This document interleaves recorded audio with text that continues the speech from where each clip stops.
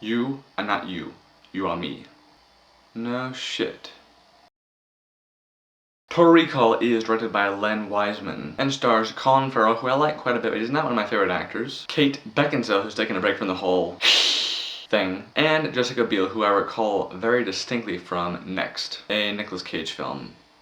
Don't even ask. I have in fact seen the Schwarzenegger version, just in case you were wondering. I watched it earlier this year in preparation. Didn't like it. Some parts were fun, but wasn't impressed. But now we got a remake. Albeit kinda unnecessary, but hey, actors gotta work. As do directors and cinematographers, even those guys who deal with the cables.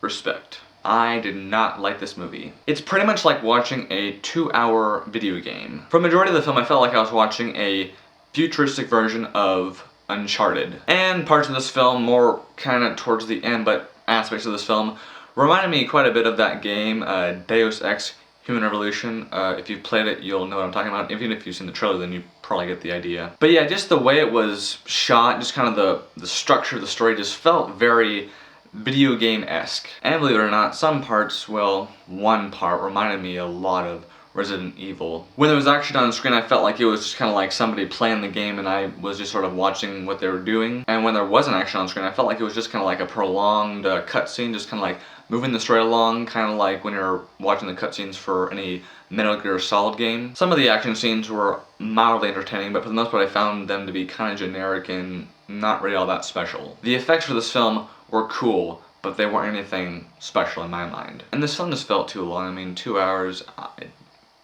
an hour and 40 would have been better. I would say that if you are a fan of the original film, I would rent this film.